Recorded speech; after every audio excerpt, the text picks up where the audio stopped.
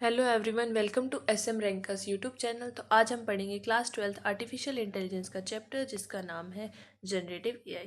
तो अभी तक हमने इसके दो पार्ट कर चुके हैं। फर्स्ट में हमने देखी थी इसकी डेफिनेशन, वर्किंग के बारे में, और सेकंड पार्ट में हमने देखा था एलएलएम के बारे में, मतलब लार्ज लैंग्वेज मॉडल। उससे जो भी रिस्क एसोसिएटेड थे उनके बारे में, उसकी एप्लीकेशंस उनके। तो अब लिखेंगे हम इसकी एप्लीकेशंस, फ्यूचर जनरेटिव एआई के, और उससे रिलेटेड क्या क्या इम्प्लीकेशन है एथिकली और सोशली। तो लेट्स स्टार्ट इट। तो सबसे पहला आता है एप्लीकेशंस। एप्लीकेशंस मतलब कहाँ कहाँ जनरेटिव एआई यूज़ कर सकते हैं, कैसे कैसे। तो मेनली जनरेटिव एआई हम चार तरीके से यूज़ कर सकते हैं: इमेज जनरेशन में, वीडियो में, ऑडियो एंड टेक्स्ट। तो इन चीज़ों में हम यूज़ कर सकते हैं जनरेटिव एआई को। तो सबसे पहला आता है इमेज जनरेशन। इमेज जनरेशन मतलब इमेज को जनरेट करना है। It involves creating new images based on patterns learn from existing data set. जो भी हमारे पास एग्जिस्टिंग डाटा सेट है उसके बेसिस पे हम नई इमेजेस को जनरेट करें। It analyses the characteristics of input images and generate new ones that exhibit similar features. तो ये जो कैरेक्टरिस्टिक्स है, जो भी उसके अंदर इनपुट इमेज है उसकी कैरेक्टरिस्टिक्स को एनालाइज करेगा, उसके बेसिस पे सिमिलर फीचर की जो न्यू इमेजेस है उनको जनरेट करेगा। For example, imagine a computer generating fresh cat images based on the one it has encountered in its training data. जो भी उसके ट्रेनिंग डाटा में थी उसको एनकाउंटर्ड करके उसने एक न्यू इमेज बनाई है कैट की। अभी हम कौन से ऐप के थ्रू बना सकते हैं? Canva, stability AI, Dall E, stable diffusion. तो हमें इमेज जनरेशन देखिए, मतलब इमेज को जनरेट करना, जो भी उसके अंदर पहले से इनपुट है, इमेजेस है, उनकी कैरेक्टरिस्टिक को एनालाइज करेगा और उसके बेसिस पे एक न्यू इमेज को जनरेट करेगा, जो हम कैनवा के थ्रू, स्टेबिलिटी एआई के थ्रू जनरेट कर सकते हैं। नेक्स्ट है टेक्स्ट जनरेशन। टेक्स्ट जनरेशन मतलब टेक्स्ट जनरेट करना। तो इसमें जो कंप्यूटर है, when computer write sentence that sound like people wrote them, तो ये सेंटेंस सेम ऐसे लिखता है कि ऐसा लगे कि वो ह्यूमन ने लिखे हैं। It involves creating written content that mimics human language pattern. जैसे ह्यूमन अपनी लैंग्वेज पैटर्न करता है वैसे ही ये मिमिक करता है, मतलब उसकी कॉपी करता है और वैसे ही सेम रिटन कंटेंट प्रोड्यूस करेगा, जिससे लगेगा कि ये ओरिजिनल ही है। These models analyze text data to produce coherent and contextually relevant text। तो जो भी हमारे पास टेक्स्ट डाटा पहले से होता है उनको एनालाइज करता है हमारे, और उसके बेसिस पे न्यू जो भी डाटा है उसको जनरेट करेगा। For example, an A I tool application that might compose a story that reads like a human author did. तो ये कंपोज कर रहा है कोई भी एक स्टोरी जो ऐसे लगेगा कि ह्यूमन ने ही खुद ऑथर की है और उसको लिखा है। अब इसमें मेनली क्या आता है? चैट जीपीटी, ओपन एआई या जेमिनाई, या मतलब मेनली प्रप्लेक्सिटी भी हम यूज़ कर लेते हैं टेक्स्ट जनरेशन के। तो जैसे कि हमने कुछ डाल दिया कि right a script for a movie, तो वो भी ये लिख के दे देगा स्क्रिप्ट, और ऐसा लगेगा कि वो ह्यूमन ने ही लिखी है। या write a story on a cat, तो ऐसे ये जनरेट करके दे सकता है चैट जीपीटी वगैरह। थर्ड एप्लीकेशन है हमारी वीडियो जनरेशन, मतलब वीडियो को हम जनरेट करें। तो अब हमने टेक्स्ट कर लिया, इमेज कर लिया, तो हम देखेंगे अब कि वीडियो को कैसे जनरेट कर सकते हैं। तो वीडियो जनरेशन में it involves creating new videos by learning from existing ones including animation and visual effects. तो इसमें हम विजुअल इफेक्ट्स या एनिमेशन डाल के भी किसी वीडियो को जनरेट कर सकते हैं। These models learn from videos to create realistic and unique visual. तो ये जो भी हमारे पास वीडियोज़ होते हैं उनको उनके डाटा को रीड करती है, एनालाइज करती है, and produce new videos that look authentic. और फिर न्यू वीडियोज़ को प्रोड्यूस करती है जो लगे कि वो ऑथेंटिक है, मतलब ओरिजिनल है, इनके बेसिस पे रियलिस्टिक बनाते हैं। An A I tool application might generate a movie scene that resembles professional film making. तो ये एक ऐसा मूवी सीन जनरेट करे जो हमें ऐसे लगेगा कि प्रोफेशनल किसी फिल्म मेकर ने ही बनाया है। Examples includes Google laminar deep fake algorithm for modifying video content. तो हम गूगल लेमिनर में कोई भी जो भी प्रॉम्प्ट वगैरह होता है उसे पुट करके हम वीडियो जनरेट करा सकते हैं, जो हमें लगेगा बिल्कुल ओरिजिनल है, क्योंकि उसमें विजुअल इफेक्ट्स वगैरह बहुत अच्छे होते हैं। नेक्स्ट हमारी फोर्थ एप्लीकेशन है ऑडियो। तो अब हमने इमेज कर ली, वीडियो कर ली, टेक्स्ट कर ली, तो अब उस पर हम ऑडियो भी लगाएंगे। तो ऑडियो जनरेशन मतलब when computer produces new sounds such as music voices based on sound they have heard। जो भी उसने आज तक साउंड सुना है कंप्यूटर ने, या उसके अंदर जो भी है गूगल के अंदर मतलब अपलोडेड है, उसको वो एनालाइज करेगा, फिर वो ऑडियो जनरेट करता है।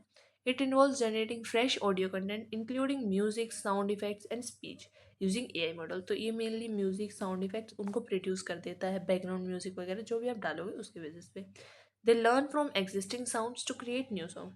तो ये जो भी एग्जिस्टिंग साउंड्स है उसको लर्न करेगा, उसके बेसिस पे न्यू सॉन्ग वंस सॉन्ग मतलब बनाएगा। An AI tool application might compose a song that sounds like a real band performance. तो ये एक ऐसे भी गाना गा सकता है कि ऐसा लगे कि बिल्कुल ओरिजिनल किसी इंसान ने ही गाया है। Examples includes Meta AI voice box, Google's music. तो इसमें हम क्या कर सकते हैं कि जैसे भी कोई भी हमने टेक्स्ट जनरेशन पे टेक्स्ट जनरेट करवाया है सॉन्ग का, फिर आके हम वो ऑडियो जनरेशन की ऐप में डालेंगे तो उसके थ्रू वो ऑडियो जनरेट करेगा, जैसे कि एक सॉन्ग को जनरेट करेगा। तो ये हम कर सकते हैं ऑडियो जनरेशन। तो ये थी इसकी एप्लीकेशन चारों, जिसमें हमने इमेज देखा कि इमेज को कैसे जनरेट कर सकते हैं, फिर हमने टेक्स्ट को देखा, फिर हमने ऑडियो, एंड लास्ट हमने वीडियो, कि वीडियो कैसे बनानी है। अब एप्लीकेशंस होगी तो फ्यूचर में कैसे जनरेटिव एआई हमें हेल्प कर सकता है। The future of AI focuses on evolving architecture to surpass current capabilities while prioritising ethical development to minimise bias and ensure responsibility.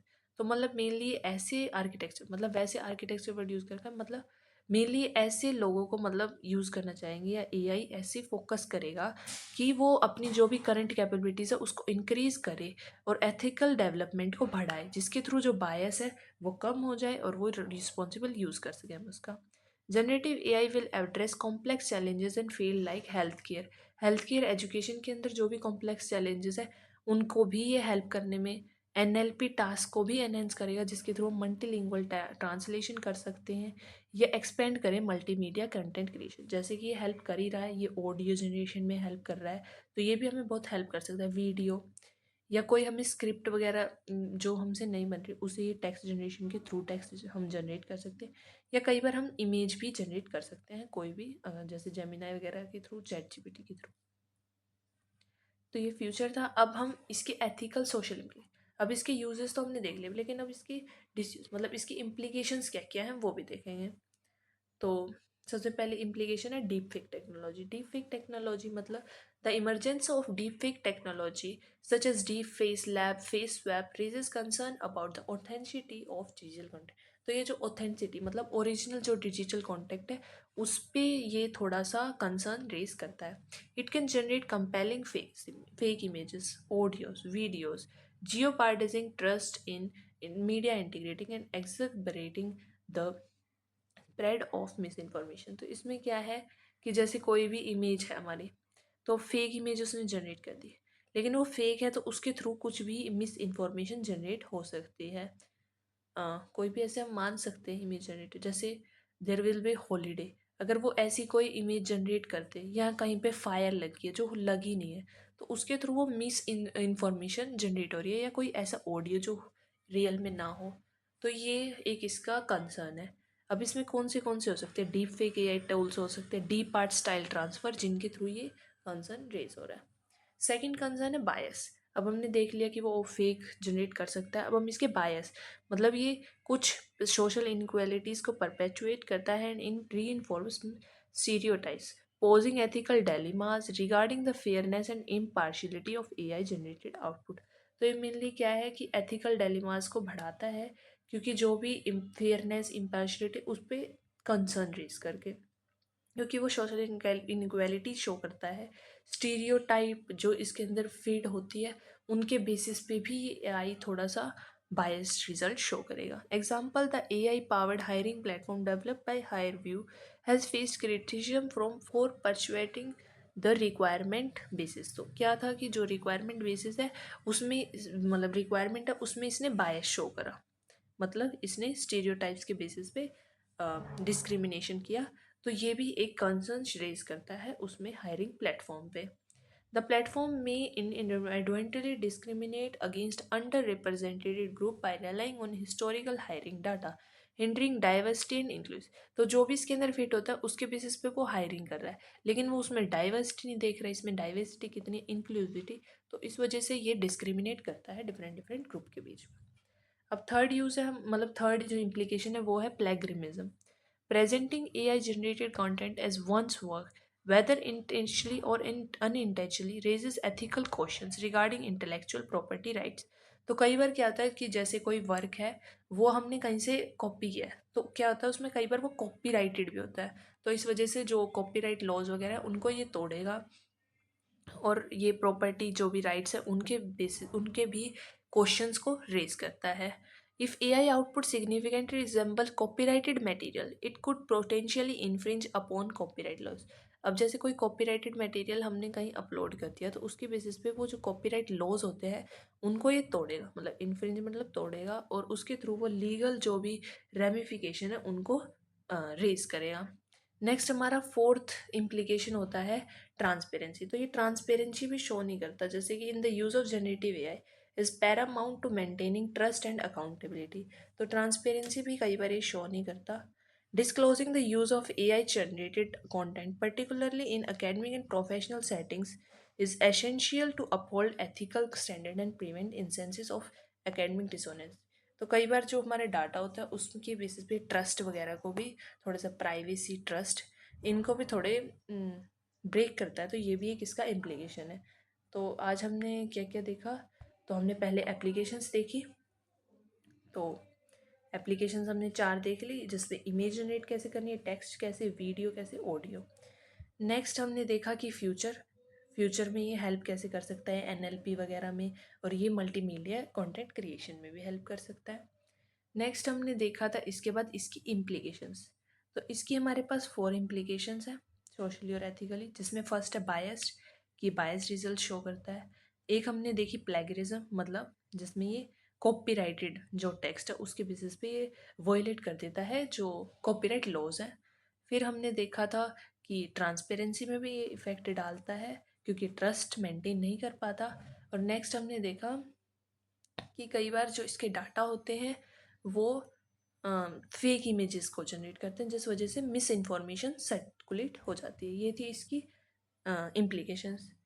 तो that's all the chapter. Thank you for watching the video. If you like it, please subscribe, comment and share.